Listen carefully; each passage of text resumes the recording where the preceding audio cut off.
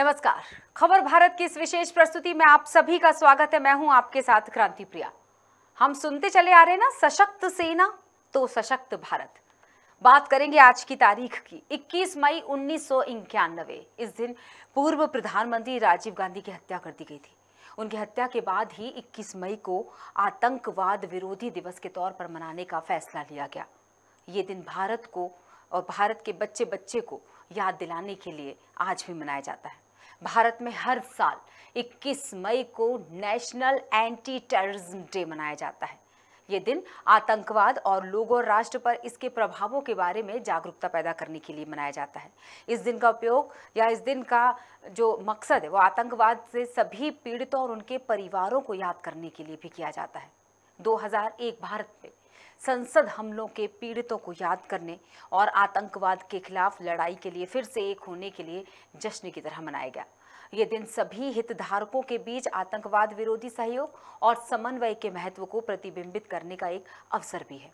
बता दें कि तमिलनाडु के श्रीपेरम्बदूर में 21 मई 1991 को पूर्व प्रधानमंत्री स्वर्गीय राजीव गांधी जी की हत्या कर दी गई थी और इसके बाद से 21 मई को आतंकवाद विरोधी दिवस के तौर पर मनाने का फैसला लिया गया था। इस दिन को मनाने का उद्देश्य युवाओं को आतंकवाद और हिंसा के रास्ते से दूर करना है, आम लोगों की पीड़ा को उजागर करना है, ये दिखाना है कि कैसे राष्ट्र हित के लिए हानिकारक है। उन्होंने कहा कि आतंकवाद दुनिया का सबसे गहरा जख्म है। आतंकवाद मानवता का सबसे बड़ा दुश्मन है, जो ना तो धर्म देखता है ना ही समुदाय। ये हर वर्ग को कभी ना भरने वाला जख्म देता है। आज हम उसी सशक्त सेना की बात करेंगे कि किस तरह से एक सैनिक जो है वो डटा होता है अपनी पूरी जिम्मेदारी के साथ, उत्तरदायित्व के साथ। हम सौभाग्यशाली हैं, खबर भारत के स्टूडियो में आज हमारे साथ मौजूद हैं रिटायर्ड कैप्टन वर्षा झा। बहुत बहुत स्वागत है मैम आपका। Thank you. और पहले तो धन्यवाद देना चाहेंगे, खबर भारत की टीम आपको धन्यवाद देना चाहेगी। आपने समय निकाला, आप अपने अनुभव साझा करेंगी और बहुत सारी ऐसी जिज्ञासाएं जो आज सवाल के तौर पर मैं आपके सामने रखने वाली हूँ, उन तमाम माता पिता की, उन तमाम लोगों की, नागरिकों की, युवाओं की, जिनके जवाब शायद आपसे मिलें और वो एक बेहतर कल को समझ पाएँ। सबसे पहला सवाल तो यही उठता है कि जो हमने एक पंच लाइन डिसाइड की कि सशक्त भारत, सशक्त सेना जिससे सशक्त भारत का निर्माण होगा, इस बात से ही शुरू करते हैं हम बातचीत को। जी बिल्कुल, बहुत ज़रूरी है। मैं इसको इस तरह से कहना चाहूँगी कि एक देश में जो पीस है यानी शांति जो है वो दो तरीके से डेवलप होती है। एक तो हम बाहर से सैनिक जैसा सेना डेवलप हुई है, और एक दूसरा है जो हम अंदर भी पीस को जो है अनुभव करें, ध्यान करें, योग करें, जिसके लिए हमारा भारत जाना जाता है इन सब चीज़ों के लिए। तो दोनों ही तरीके से सेना जो काम कर रही है, सेना ने इतने सारे इक्विपमेंट्स, आर्मी इक्विपमेंट्स हमारे सब हुए हैं, सैनिक तैयार किए जाते हैं, ट्रेनिंग की जाती है उनको इस तरह से कि वॉर अगर होती है तो उसके लिए वो लोग हमेशा तत्पर रहें, उनसे लड़ाई कर हम जीत पाएँ और एक पीसफुल सिचुएशन डेवलप हो सके। तो मेरे हिसाब से दोनों ज़रूरी हैं, आंतरिक पीस भी ज़रूरी है और बाहर जो हमने एक सिस्टम क्रिएट किया है इंडियन आर्मी का और या एयरफोर्स नेवी का, बहुत ज़रूरी है, दोनों चीज़ ज़रूरी है। किस तरह से आपने सब, थोड़ा सा मैं आपकी पृष्ठभूमि पर जाना चाहूँगी। लोग जो दर्शक इस वक्त कार्यक्रम को देख रहे होंगे, क्यूरियोसिटी होगी ये जानने की कि क्या वाकई जो सपना बुना जाता है हम उसे ही जीते हैं। कई बार कुछ बच्चे अपने, जैसे माता पिता का सपना होता कि मेरा बेटा या मेरी बेटी सेना में जाए, तो आपके यहाँ ये क्या मामला था? आपने ही सपने को बुना या फिर माता पिता ने? नहीं, देखिए, ना मैंने बुना था ये सपना, ना माता पिता ने बुना था। मेरे दो चाचा हैं, एक एयरफोर्स में हैं, विंग कमांडर थे, रिटायर्ड हो चुके हैं, और एक चाचा इंडियन आर्मी में हैं, आर्मी थे, वो भी रिटायर्ड हो चुके हैं। तो उनसे अक्सर वेकेशंस वगैरह में मुलाकात हुआ करती थी, तो वो मोटिवेट करते थे कि why don't you join army, तुम इसके लिए भरो, उसके बोलो। और बचपन में जब हम थे तब तो इंडियन आर्मी में विमेन थी ही नहीं, तो ऐसा कोई सपना ही नहीं था कि वहाँ जाना है करके। बट हाँ, मैं होनहार थी शुरू से, प्राइज वगैरह, को करिकुलर एक्टिविटीज़ में, तो वो सब देखते थे वो। तो आके मुझे जब ऐसा निकला, ऐसी अपॉर्चुनिटी निकली, तो उन्होंने मुझे इस बारे में गाइड किया और मैंने भरा और हो भी गया। तो सब मेरे को ऐसा लगता है ऊपर वाले की तरफ से तय था। बिल्कुल, बस आपने मेहनत कर दी और उस सपने को जी लिया। बिल्कुल। आपने जब जिक्र किया कि उस समय शायद बेटियां, महिलाएं, मतलब उस समय विमेन का दौर था नहीं आर्मी में जाने का? नहीं, मेरे समय में मैं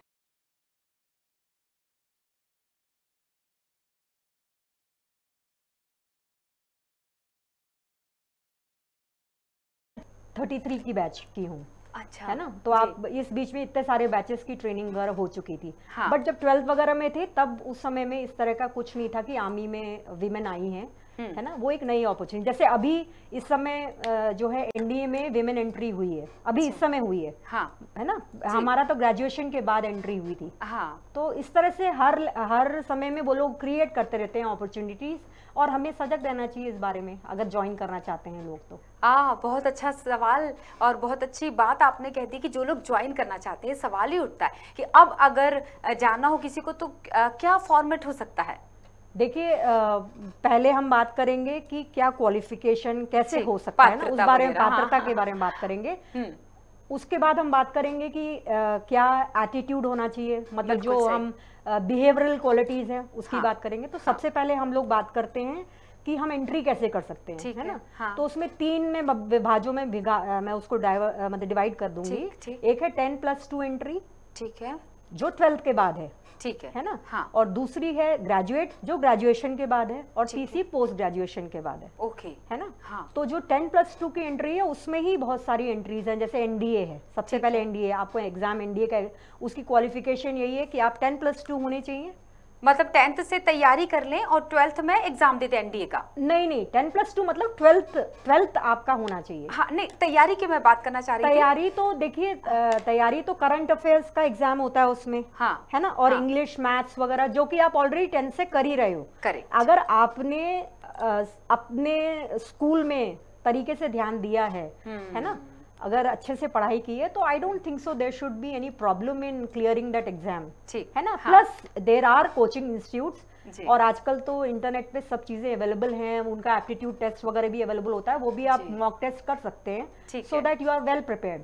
ठीक है, तो इसका मतलब ये है कि 12th से एग्जाम दे सकते हैं। हाँ, इसकी तैयारी मुझे ऐसा लगता है जो बच्चे अभी 10th में होंगे, हम उनको, अगर वो सपना देख रहे हैं वाकई, तो एनडीए की तैयारी के लिए अभी से सारे बच्चे बेस अपना बिल्कुल स्ट्रॉन्ग करना शुरू कर दीजिए। जी बिल्कुल जी। इसके बाद एनडीए के बाद और एंट्री जो है वो है टेक्निकल एंट्री। एक छोटा सा सवाल और रख लेती हूँ आपसे, 10th के बाद 11th 12th के लिए कोई सब्जेक्ट पर्टिकुलर चुनना पड़ेगा क्या अगर एनडीए की तैयारी करनी है? नहीं, कोई ऐसा पर्टिकुलर सब्जेक्ट नहीं चुनने की जरूरत है। ठीक है, बट मैथ्स आता है, थोड़ा बहुत तो मैथ्स आता है, तो अगर आप मैथ्स लेके रखे रहेंगे, हाँ, तो आपके लिए फायदा, मतलब पीसीएम ले सकते हैं। पीसीएम से ज्यादा, मैं ये नहीं कह रही हूँ कि बीए वाले नहीं, आर्ट्स वाले नहीं कर सकते, ह्यूमैनिटीज वाले भी कर सकते हैं, ठीक है, बट मैथ्स थोड़ा बहुत आता है, तो एटलीस्ट 10 तक तो आता है। हाँ, तो you have to be good in that. If you can be good in that बिना 12 11 12 में मैथ्स लिए तो भी ओके, इट्स ओके। एक्चुअली एक सवाल आया था मेरे पास में कि मेरी बच्ची 10th में थी, 10th पास आउट हो चुकी है, एनडीए की तैयारी हम उसे करवाना चाहते हैं, तो उसका कहना है कि पीसीएम ही लेना पड़ेगा, नहीं तो मैं एनडीए की तैयारी नहीं कर सकती हूँ। तो ये गलतफहमी है। हाँ, ये गलतफहमी, मतलब वो आर्ट्स लेकर भी 11 12 करने के बाद बस मैथमेटिक्स को स्ट्रॉन्ग रखे। बिल्कुल बिल्कुल। ओके, तो मुझे लगता है जवाब मिल गया होगा उस माँ को जिसकी एक क्वेरी थी। जी मैम, आगे आप बात बढ़ाते हैं। इसके बाद टेक्निकल एंट्री की मैं बात कर रही थी। टेक्निकल एंट्री है 10+2 के बाद ही, इंजीनियरिंग आपको आर्मी ही कराती है, ठीक है ना, वो भी एक एंट्री है, टेक्निकल एंट्री। इसके बाद हम ग्रेजुएशन, ये 2 एंट्री हो गई जो 10+2 के बाद की थी। इसमें विमेन के लिए भी, एनडीए पहले सिर्फ बॉयज के लिए था, लेकिन अभी इसी साल से शुरू हुआ है, अभी वो गर्ल्स के लिए भी है एनडीए। तो, हाँ, NDA same exam, same procedure वही रहेगा, उनका भी exam, national defence of academy, yes exam वही होगा उनका जैसा होता है, और फिर उनकी ट्रेनिंग वगैरह भी उसी तरह से होगी जैसे बाकी बॉयज एंड गर्ल्स की ट्रेनिंग। बॉयज तो की ट्रेनिंग खुश हो जाए बेटियां, बिल्कुल, क्योंकि अब वहां पर भी प्रवेश के द्वार खुल चुके हैं। जी जी ठीक, आगे। इसके बाद ग्रेजुएशन की एंट्री की बात करें हम, तो ग्रेजुएशन में IMA है, इंडियन मिलिट्री अकेडमी में आप जाते हैं, वही है ग्रेजुएट, किसी भी सब्जेक्ट्स में हो आप, 60% मार्क्स आपके होने चाहिए, first division marks, 50% minimum, 60 first division marks होने चाहिए, ठीक है ना। और उसके बाद आपका अगर आप एक उनका वो जो स्क्रीनिंग टेस्ट होता है वो आप क्लियर करते हो, फिर SSB होता है, फिर आपका मेडिकल होता है। मैं ऐसे ही गई थी, हमारे समय में 10+2 एंट्री नहीं थी, ओके, है ना। तो इसी को ही बेस बनाया गया। हाँ, शॉर्ट सर्विस कमीशन बोलते हैं। इसमें मेल भी जाते हैं और फीमेल भी जाती हैं, ठीक है ना। हाँ, फिर इसके अलावा जैक ब्रांच में एंट्री है, विच इज लॉ, मतलब अगर आप लॉ के स्टूडेंट हैं, हाँ, और आप किसी बार काउंसिल में रजिस्टर्ड हैं, हाँ, तो आप भी आर्मी में इन जैक ब्रांच जो जितने भी आर्मी के लॉ के केसेस हैं ना, उनको वो एड्रेस करते हैं। तो वहाँ पे वकील जितने भी हैं हमारे, वो लोग जा सकते हैं आर्मी के अंदर, है ना जी। और इसके अलावा अब तो ये हो गया ग्रेजुएशन, इसमें एक और स्पेशल एंट्री है, वो है NCC की। अगर आपके पास NCC में B सर्टिफिकेट होता है, B ग्रेड होता है, C सर्टिफिकेट में 3 सर्टिफिकेट होते हैं, ABC। तो जो C सर्टिफिकेट है, अगर आपका उसमें B ग्रेड भी है या C ग्रेड जो भी है, B ग्रेड भी है, तो भी आप इसके लिए अप्लाई कर सकते हैं। ग्रेजुएट, किसी भी उसमें ग्रेजुएट हो आप, है ना। बिल्कुल, ध्यान से सुनिए दर्शकों, कितनी महत्वपूर्ण बातें मैम बता रही हैं। वर्षा जी हमारे साथ जुड़ी हुई हैं, और जिस तरह से मैम एक सवाल मेरा, जब आप बता रही थी तो मेरे दिमाग में सवाल आया कि शायद वो बहुत सारे माता पिता के दिमाग में भी आया होगा कि अगर 12th में 10th से तैयारी कर ली बच्चे ने किसी भी सब्जेक्ट को लेकर, और मैथमेटिक्स पर काम कर रहा है वो, ताकि आपने बता ही दिया है, अब 12th का एग्जाम जब पास आउट करता है किसी भी सब्जेक्ट के साथ, तो मिनिमम कितने % आने चाहिए, तब जाके वो NDA के लिए अपेयर हो सकता है? फर्स्ट डिवीजन मार्क्स होंगे आपके, तो 60% मार्क्स भी आप होंगे तो यू कैन अपेयर। मिनिमम 60, और उसमें तो टेस्ट हो रहा है ना आपका। देखिए NDA में तो प्रॉपर टेस्ट हो रहा है ना। बिल्कुल सही। तो वो आप टेस्ट क्लियर करोगे, तो कोई चाहे आपके कितने भी % मार्क्स रहे, लेकिन भाई मेरा ये कहना है, जब टेस्ट बेस का बेस वही है, तो उसमें अच्छा करोगे तो इसमें अपने आप अच्छा हो ही जाएगा ना। लेकिन उदास होने की जरूरत नहीं है। अगर 12th में कम मार्क्स आए भी हैं, लेकिन अगर आपका मैथमेटिक्स स्ट्रांग है, तो थोड़ी सी तैयारी और बढ़ा लीजिए, और उसमें मतलब मिनिमम 60% चाहिए है 12th में, और बाकी आपकी तैयारी डिपेंड करती है कि आने वाली आपने कैसी तैयारी की है। तो NDA में जो आप टेस्ट देंगे उसमें शायद निकल भी जाए। क्योंकि कई बार ना कुछ धीमी गति के समाचार भी होते हैं, यानी स्टेशन से उनकी गाड़ी लेट छूटती है, लेकिन उनको लगता है कि हाँ मैं भी एग्जाम देना चाहता हूँ। क्या आपके सामने ऐसे उदाहरण हुए हैं, या आप, क्योंकि आप तो इतने सारे आपके सामने जूनियर्स आए होंगे आपके, तो क्या ऐसे कुछ अनुभव आपके हुए हो कि कुछ बच्चे ऐसे जो 12th में एकदम फिसड्डी रहे हो और उन्होंने अच्छी तैयारी की कुछ महीनों में और NDA का टेस्ट पास कर लिया? मैं उनका मनोबल बढ़ाना चाहती हूँ दरअसल उन बच्चों का। देखिए मैं आपसे यही कह रही हूँ, NDA पहले बात तो हमारे समय में NDA नहीं था, पर जो भी आप कहे, मैं आपका प्रश्न समझ गई कि ग्रेजुएशन में जिसने अच्छा ना किया हो और वो भी निकल गया हो, हमारे समय में फर्स्ट डिवीजन था, मिनिमम रिक्वायरमेंट फर्स्ट डिवीजन थी कि फर्स्ट डिवीजन होना चाहिए, है ना।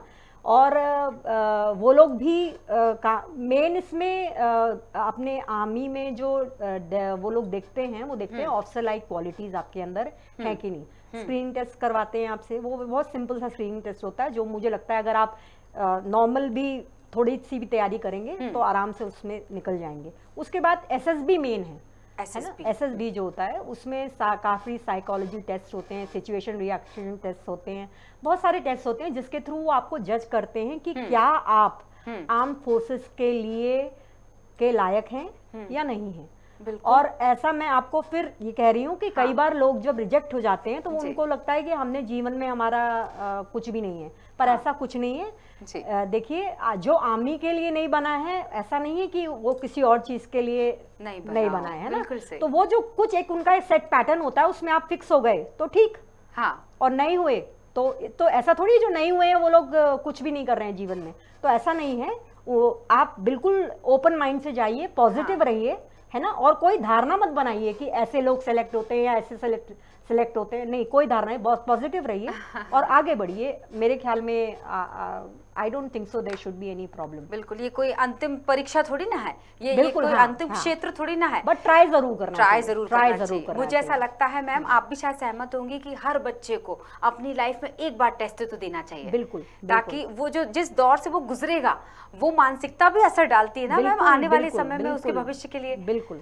हेल्थ और आयु की भी बात कर लेते, बहुत सारे लोग जैसे कि अभी एक थोड़ी देर पहले एक क्वेरी थी कि मेरी अगर हाइट कम है तो क्या मैं एग्जाम दे पाऊंगी या नहीं। हाँ, एक्चुअली मिनिमम रिक्वायरमेंट 4'11" लड़कियों में है, ठीक है ना, इतना तो होना चाहिए, और बॉयज में 5'2", 5'3" के करीब है। ठीक है, इतनी मिनिमम हाइट आपकी होनी चाहिए। प्लस हाँ। एयरफोर्स में नहीं हो पाएगा, बिकॉज एयरफोर्स में उनको एक स्पेसिफिक लेग लेंथ जरूरत पड़ती है। फाइटर प्लेन्स चलाते हैं वो लोग, हाँ। तो उनको एक लेग लेंथ की जरूरत होती है, तो उसमें तो फिक्स्ड है, वहां तो छोटी हाइट वालों को दिक्कत आएगी। बट आर्मी में है या और भी लॉजिस्टिक्स है, ये है वो है, बहुत सारी और ब्रांचेस हैं हाँ। आर्मी के अंदर भी और एयरफोर्स में भी, वहां पे आप अप्लाई कर सकते हैं। तो हम दोहरा देते हैं, अगर वुमन की हाइट की बात हो रही है तो अगर आप 4'10", 4'11" हैं तो बिल्कुल आप आर्मी के लिए एप्लीकेबल हैं। हम उधर वाले जो पायलट मोड की बात छोड़ देते हैं, है ना मैम? हाँ, वो वाला छोड़ देते हैं, बिल्कुल, बाकी बिल्कुल। आप ट्राई कर सकते हैं। अब हेल्थ की बात करें अगर, कि मिनिमम कितना देखिए, वजन होना चाहिए? हेल्थ की तो बात बिल्कुल, हेल्थ तो बहुत इंपॉर्टेंट है, हाँ, है ना, बिकॉज उनका पूरा मेडिकल टेस्ट होता है। ओके, मतलब एक एक चीज को आपका टेस्ट किया जाता है, आपकी किडनी, आपका लंग्स, आपके सब, हार्ट है आपका, एवरी, मतलब एक एक ऑर्गन की हर एक डॉक्टर जो भी अवेलेबल होता है इंडियन आर्मी में, वो आपकी टेस्टिंग करता है, वो आपको ओके करता है कि okay she is fine, she is fine, she is fine, she is fine in this, and then only you are recommended. Because देखो, कोई भी काम जो है बिना बॉडी और माइंड के कोऑर्डिनेशन से नहीं होता है। बिल्कुल सही,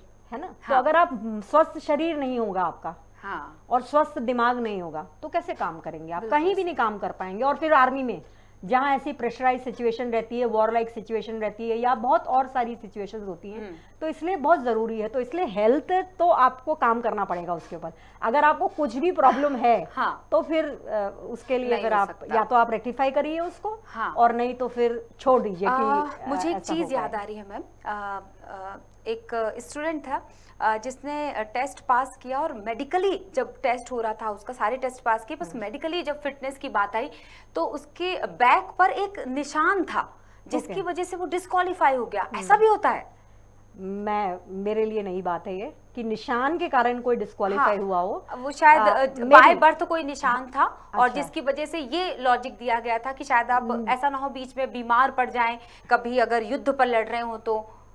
नहीं, मेरे मुझे ख्याल भी में तो ऐसा ताज्जुब नहीं हुआ। होना चाहिए, ये चीज तो नहीं होनी चाहिए, कुछ और कारण रहा कुछ और होगा कारण रहे होंगे, कि बिल्कुल। हाँ, ये कारण तो नहीं होना चाहिए कि कोई निशान है, बिकॉज निशान तो उसका कोई चीज से लेना देना नहीं है। हाँ, है ना? यानी ये एकमात्र ऐसा क्षेत्र है, मैंने अच्छी तरह समझ लिया आपकी इतनी बातों से, तो ये समझ में आ गया कि ये एकमात्र ऐसा क्षेत्र है, सेना का जो क्षेत्र है, जहां आपकी आर्थिक और सामाजिक स्थिति भले ना देखी जाती हो, लेकिन शारीरिक और मानसिक स्थिति पर जरूर जोर दिया जाता है। बिल्कुल, तो ये बिल्कुल, तो ये दो चीजें हैं। तो हेल्थ के पॉइंट ऑफ व्यू से अभी से अपने आप को स्वस्थ रखना होगा, यानी कि फिजिकल फिटनेस पे भी ज्यादा ध्यान देना होगा, और मेंटल लेवल पर भी, क्योंकि जितने अच्छे से आप आंसर कर पाएंगे, क्योंकि आपने बताया कि एक मेंटल टेस्ट भी होता है कि आप कितने अच्छे तरीके से रणनीति बना पाते हैं, कितने अच्छे तरीके से चीजों को सॉल्व कर पाते हैं, स्थितियों पर काबू पा सकते हैं। बिल्कुल, उस पर तो आपकी मानसिक सिचुएशन रिएक्शन टेस्ट होता है, उसमें आपकी मेंटल एबिलिटी को ही टेस्ट किया जाता है। और बहुत सारे होते हैं, प्रॉब्लम सॉल्विंग टेस्ट होते हैं, जो एसएसबी मैंने बताया ना, उसमें सब आफ्टर एनडीए भी वो होता है, एग्जाम क्लियर करने के बाद वो भी, तब भी, तो सारी चीजें जो हैं वो सेम लागू होती हैं। तो इसलिए मैं तो यही कहूंगी कि स्वस्थ शरीर और स्वस्थ मन जो है उसके साथ आगे बढ़ो, आगे बढ़िए। हाँ, वो बहुत बिल्कुल। मुझे ऐसा लगता है बहुत ही खूबसूरत जानकारी आपने इस कम समय में मुझे दे दी। अब अगले सवाल की तरफ बढ़ती, थोड़ा सा आपके अनुभवों को जानना चाहूंगी कि दर्शक भी यही सोच रहे होंगे कि कब मैं ये सवाल रखूं कि आप कभी जंग के मैदान पर उतरी हो, या फिर जंग हो रही हो, कि लंबा अनुभव है आपका, और बैकएंड पर भी सहयोग करते हैं लोग। सैनिक तो चाहे फ्रंट पर हो या बैक एंड पर हो, सैनिक ही होता है, बिल्कुल, वो संबल बनता है अपने फ्रंट लाइन वॉरियर्स का। देखिए, मैं ना कोर ऑफ ईएमई में थी। ईएमई का काम है जितने भी इंडियन आर्मी के इक्विपमेंट्स हैं, हाँ, व्हीकल्स हैं, कंप्यूटर्स हैं, टेलीफोन्स हैं, हाँ, है ना, सिग्नल की एक यूनिट होती है, उनका मेंटेनेंस का काम हमारा काम था जी। तो हम कोई इन्फेंट्री में नहीं थे, इन्फेंट्री वाले फ्रंट में लड़ते हैं, पर हम पीछे थे, हम उनको सपोर्ट, जैसे उनकी जो गाड़ियां जिसके थ्रू लोग वहां से वहां तक जा रहे हैं, उस गाड़ी का मेंटेनेंस हमारी यूनिट के द्वारा हुआ करता था, हाँ, है ना, हाँ, तो हम लोग we were in the supporting arm, हमको सपोर्टिंग आर्म कहा जाता है, हाँ, और फ्रंट में तो ऐसे कोई आप कहो कि मैंने कोई बंदूक भी चलाई है, लेकिन दुश्मन के साथ मेरी कोई आपसी वो नहीं हुआ है, आमना सामना नहीं हुआ।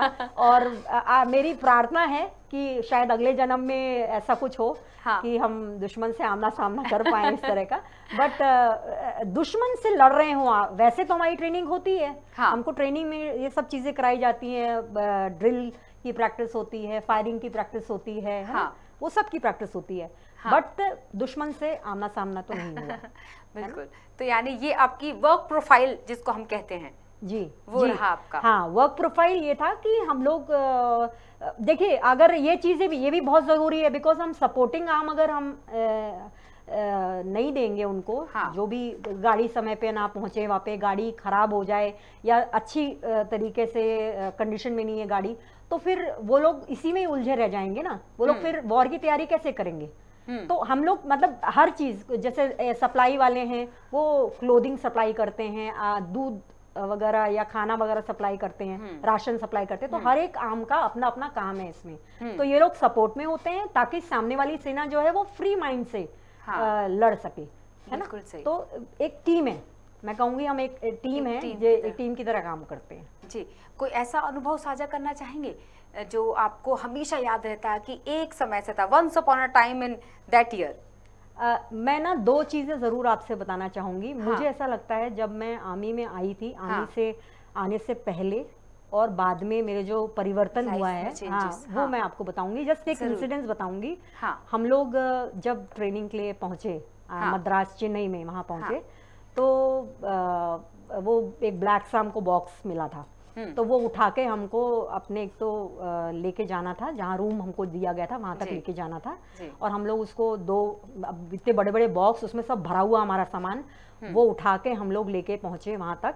और हम इतने थक गए थे कि वो जो पहला बिस्तर दिखा उसी पे मैं जाके लेट गई, क्योंकि धूप का समय था, है ना। तो हमारे जो भी इंस्ट्रक्टर थे वो पहुंच गए वहां पे, और उन्होंने देख लिया और उन्होंने क्या डांट लगाई है ना। तो हमें समझना है यार, ये हम इनको खुद सोचना चाहिए कि हम इतना भार उठा के आए हैं तो थोड़ा तो रेस्ट करेंगे, है ना। उन्होंने सीधा हमको खड़ा कर दिया और डांट डपट हमारी पड़ी, है ना। फिर नेक्स्ट दिन से मेरे को ये समझ में आया कि यार ऐसे नहीं चलेगा काम यहाँ पे। तो आपको ये तो कुछ भी चीज़ नहीं थी जो आपने की।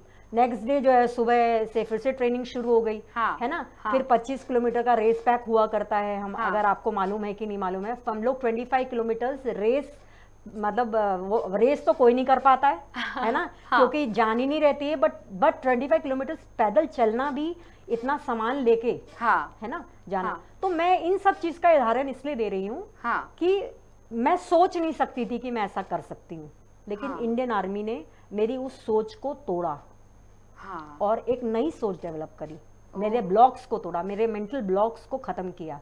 और एक तो सेना में आने से ये है कि आपके अंदर ये चीज हो जाती है कि आप कुछ भी कर सकते हो, है ना।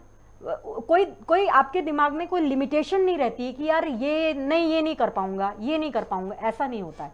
क्योंकि वो लोग आपकी हर दिन आपको देख रहे होते हैं, हर दिन आपको चीजों को अकॉर्डिंगली आपके वो करते रहते हैं। मैम, आपसे कुछ सवाल करना चाहते हैं लोग, तो एक कॉलर हमारे साथ जुड़े हुए चंडीगढ़ से दिवाकर, और उनका सवाल आपके लिए क्या है, उन्हीं से जानेंगे। दिवाकर, बहुत बहुत स्वागत है आपका। नमस्कार मैम। जी दिवाकर, सवाल रखिएगा। मैम, आजकल के जो युवा हैं उनके ऊपर सवाल है मेरा कि बहुत युवाओं में मैंने बड़ा साहस देखा है कि आर्मी में जाना है और अपने देश के लिए कुछ करके दिखाना है। तो किसी को मोटिवेट करना हो तो मैम उसको कैसे किया जा सकता है मैम? हाँ, किसी को मोटिवेट करने के लिए सेना में जाने के लिए। जी, आप फिर से रखेंगे सवाल? आया आपको प्रिया, आपको समझ में आया तो आप बताइए जरा। दिवाकर कह रहे हैं कि अगर किसी को सेना में जाना है और उसको मोटिवेट हम लोग करना चाहते हैं, जैसे कि अभी आप मोटिवेट कर रही हैं सारे बच्चों को, सारी युवा पीढ़ी को जिन्होंने 12th कर लिया है, ग्रेजुएशन कर लिया, और आप चाहती हैं कि उन्हें सेना में जाना चाहिए, तो कितने फायदे हैं आपने अपने अनुभव से बताया। मैं सही हूं ना दिवाकर? Yes ma'am. ठीक, थैंक यू दिवाकर। तो मोटिवेट करने के लिए कैसे उनको मोटिवेट करें कि भाई सेना में चलो? देखिए, ये मोटिवेशन तो सबसे बड़ी बात ये है कि आपके अंदर देशभक्ति होनी चाहिए, है ना। सच्ची अगर देशभक्ति है आपके अंदर, तो मुझे लगता है कि कहीं ना कहीं से रास्ते निकल आते हैं आपके लिए, है ना। और दूसरा एक पैशन होना चाहिए, जो मतलब देशभक्त, मतलब देश के लिए पैशन होना चाहिए कि भाई, और वो दिख जाता है। मतलब आपकी जब बचपन से आप तैयारी कुछ इस तरह की आपकी होती है, ग्रूमिंग होती है, या कुछ टीचर्स ऐसे होते हैं, या कहीं स्कूल में माहौल ऐसा मिलता है आपको कि आप उस डायरेक्शन में एक तो चलते, माता पिता वैसे हों जो उस तरह का माहौल आपको देते हो, या आपकी सराउंडिंग में कोई इस तरह की चीजें हों, है ना, जिससे आप कनेक्टेड रहते हो। मेरे जैसे फादर थे, वो प्रिंसिपल थे, तो क्या था, वो उसी जनरली आर्मी स्कूल्स में ही प्रिंसिपल थे। अच्छा। तो आर्मी वालों से अटैच, मतलब वो मैं कह रही हूँ कि मेरा मेरा हाँ माहौल में मोटिवेशन, मतलब आपको देखना तो चाहिए ना कि क्या लाइफ है, तब तो आप उनसे मोटिवेट होंगे। तो या तो आप उस तरह की कुछ फिल्म्स देखिए। मेरे ख्याल में यहाँ पे जो है अपना क्या नाम है, शौर्य स्मारक। हाँ, शौर्य स्मारक में बहुत सारी स्क्रीनिंग होती है फिल्म्स की।